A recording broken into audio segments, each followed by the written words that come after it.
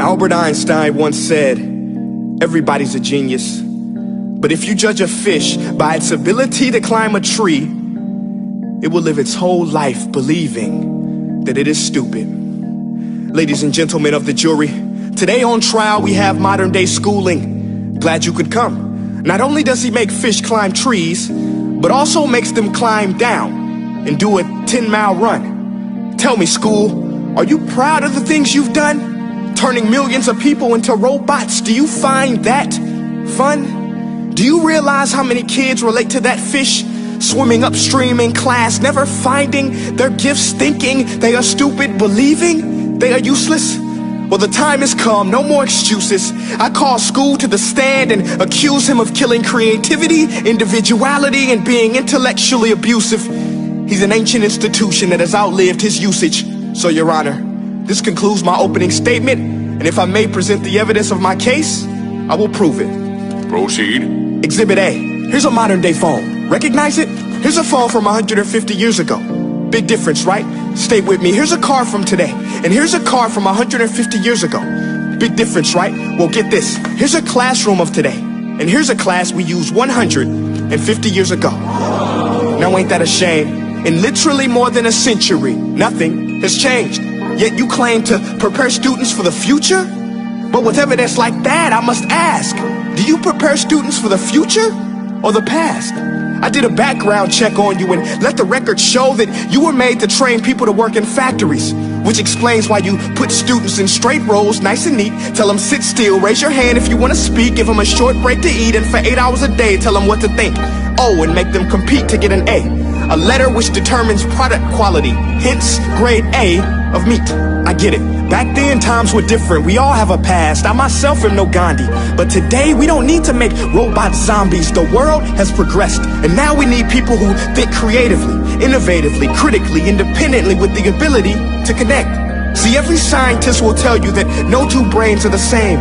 And every parent with 2 or more children will confirm that claim.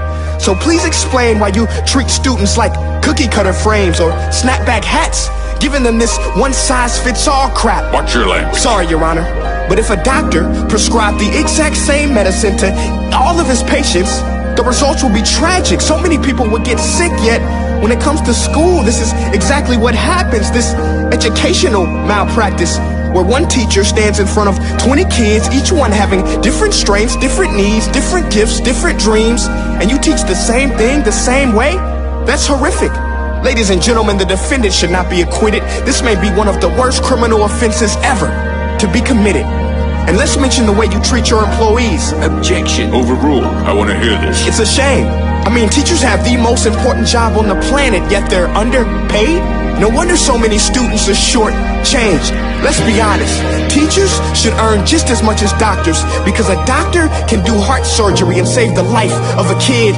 But a great teacher can reach the heart of that kid and allow him to truly live. See, teachers are heroes that often get blamed, but they're not the problem.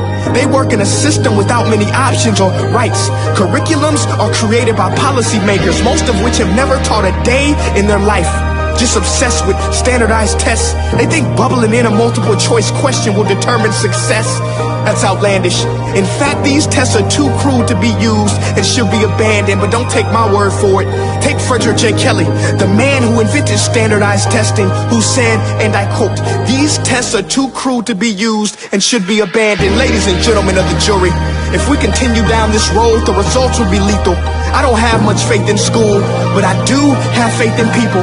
And if we can customize healthcare, cars, and Facebook pages, then it is our duty to do the same for education, to upgrade it, change it, do away with school spirit, because that's useless.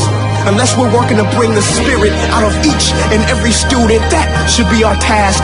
No more Common Core. Instead, let's reach the core of every heart in every class. Sure, math is important, but no more than art or dance. Let's give every gift an equal chance. I know this sounds like a dream, but countries like Finland are doing impressive things. They have shorter school days. Teachers make a decent wage. Homework is non-existent, and they focus on collaboration instead of competition. But here's the kicker, boys and girls. Their educational system outperforms every other country in the world. Other places like Singapore are succeeding rapidly. Schools like Montessori, programs like Khan Academy, there is no single solution. But let's get moving, because while students may be 20% of our population, they are 100% of our future. So let's attend to their dreams, and there's no telling what we can achieve. This is a world in which I believe, a world where fish are no longer forced to climb trees. I'll rest my case.